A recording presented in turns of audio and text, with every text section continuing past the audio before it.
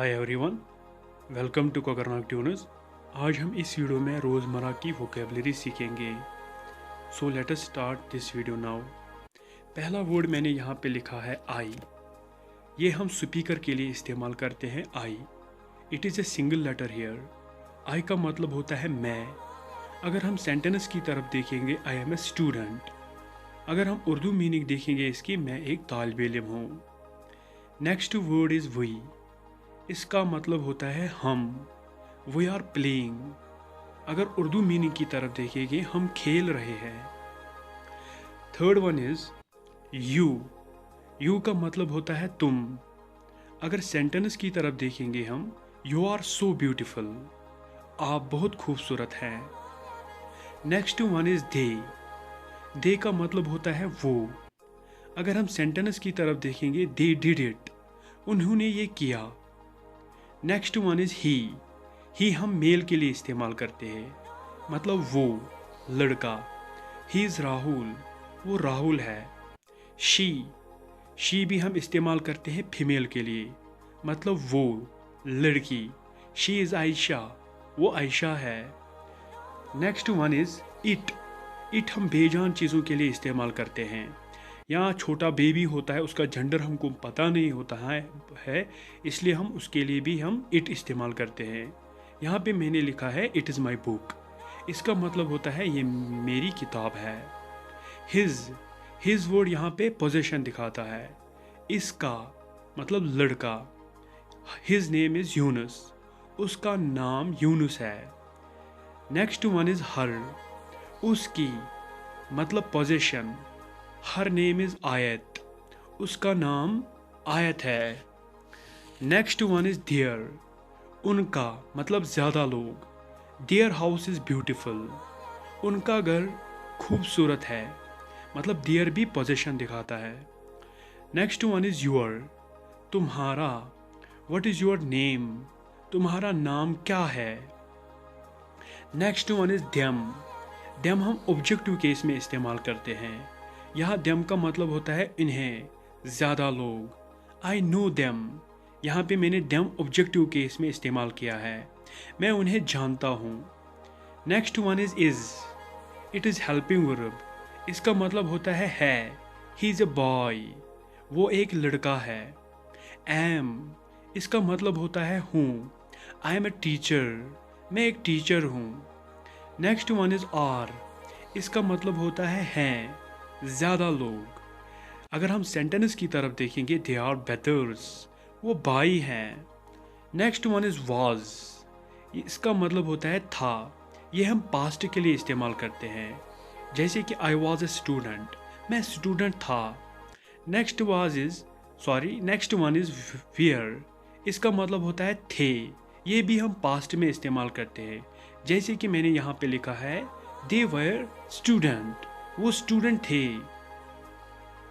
Next one is has का मतलब होता है रखता है, मिल्कियत।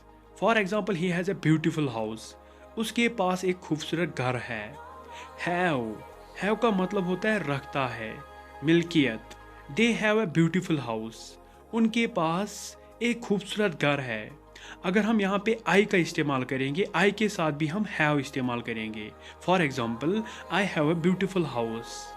नेक्स्ट वन इज हैड का मतलब होता है रखता था। They had a beautiful house, उनके पास एक खूबसूरत घर था। नेक्स्ट वन इज विल या शेल। यह हम फ्यूचर के लिए इस्तेमाल करते हैं। For example, I will teach you, मैं तुम्हें पढ़ाऊँगा। नेक्स्ट वन इज मे, हो सकता है। यहाँ पे ये प्रिडिक्शन दिखा रहा है, इम्कान। इट मे रेन टुडे, आज बारिश हो सकती है। नेक्स्ट वन इज माइट, हो सकता था। ये भी प्रिडिक्शन के लिए हम इस्तेमाल करते हैं, हो सकता था। ही माइट कम, मतलब वो आ सकता था। इसी तरीके से नेक्स्ट वर्ड है मस्ट, ज़रूरी है। यू मस्ट टेक एडमिशन, तुम्हें ज़रूर एडमिशन लेना चाहिए। नेक्स्ट वन इज कैन किसको दिखा रहा है, एबिलिटी को दिखा रहा है, कर सकता हूँ। For example, I can do it, मैं ये कर सकता हूँ। नेक्स्ट वन इज कुड, कर सकता था। I could drive A car, मैं गाड़ी चला सकता था। Next one is should. Should किसको दिखा रहा है? करना चाहिए, आपको ये काम करना चाहिए। फॉर एग्जाम्पल मैंने यहाँ पे लिखा है you should by this house, तुम्हें ये घर खरीदना चाहिए। दिस, दिस किसको दिखा रहा है? ये जानदार और बेजान चीज़ के लिए भी हम दिस इस्तेमाल करते हैं। यहाँ पे भी हम फॉर एग्जाम्पल यहाँ पे मैंने सेंटेंस लिखा है दिस इज़ माई पेन, ये मेरा कलम है। दैट, वो दूर के लिए हम दैट का इस्तेमाल करते हैं। For example that is my bag, वो मेरा बैग है। दीज, दीज का मतलब भी होता है ये, मगर ज़्यादा चीज़ें के लिए। दीज आर माई बुक्स, ये मेरी किताबें हैं। दोज, दोज का मतलब होता है वो, ज़्यादा चीज़ें। दोज आर माई बुक्स, वो मेरी किताबें हैं। बी, बी का मतलब होता है होना, बनना या मौजूद होना। For example I want to be a doctor, मैं डॉक्टर बनना चाहता हूँ। नेक्स्ट वन इज डू, कोई अमल करना। For example why did you do all this, तुमने ये सब क्यों किया। नेक्स्ट वन इज से का मतलब होता है कहना या बताना। व्हाट डिड द डॉक्टर से, डॉक्टर ने क्या कहा। Next one is get, get का मतलब होता है पाना या हासिल करना। For example he got a new job, उसे नई जॉब मिली है। नेक्स्ट वन इज मेक, पैदा करना या तख्लीक करना। वी ऑल मेक मिस्टेक्स, हम सब गलतियां करते हैं। नेक्स्ट वन इज गो, गो का मतलब होता है जाना या रवाना होना। वेयर शुड वी गो, हम कहाँ जाना चाहिए, सॉरी हमें कहाँ जाना चाहिए। Next one is know, know का मतलब होता है मालूम होना या जानना। For example I know his name, मैं इसका नाम जानता हूँ। नेक्स्ट वन इज टेक, ले जाना, लाना या ला देना। For example do not take it serious, इसे संजीदगी से मत लो। नेक्स्ट वन इज सी का मतलब होता है देखना या समझना। For example I am glad to see you, मैं तुम्हें देखकर खुश हूँ। कम, कम का मतलब होता है आना या पहुँचाना। For example why did you come late, तुम देर से क्यों आए। थिंक, थिंक का मतलब होता है सोचना या गौर करना। For example I do not think so, मुझे ऐसा नहीं लगता। लुक, लुक का मतलब होता है देखना। लुक एट मी, मेरी तरफ देखो। वांट, वांट का मतलब होता है चाहना। I do not want to go, मैं नहीं जाना चाहता। गिव, गिव का मतलब होता है देना। गिव मी सम इंफॉर्मेशन, मुझे कुछ मालूमात दें। Next one is use, use का मतलब होता है इस्तेमाल करना। For example can I use your pen, क्या मैं आपका पेन इस्तेमाल कर सकता हूँ। Next one is find, find का मतलब होता है पता लगाना। गो एंड फाइंड सुहेल, जाओ और सुहेल को तलाश करो। Next one is tell, tell का मतलब होता है कहना या बयान करना।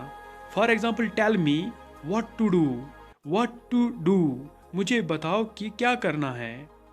आस्क का मतलब होता है पूछना। For example I want to ask you a question, मैं आपसे एक सवाल पूछना चाहता था। Next one is seem, seem का मतलब होता है महसूस होना। ही सीम्स इल, वो बीमार लगता है। Next one is feel, feel का मतलब होता है महसूस करना। I feel much better now, मुझे अब काफ़ी बेहतर लग रहा है। Next one is try, try का मतलब होता है कोशिश करना। फॉर एग्जाम्पल ट्राई अगेन, दोबारा कोशिश करें। Next one is leave, leave का मतलब होता है छोड़ना।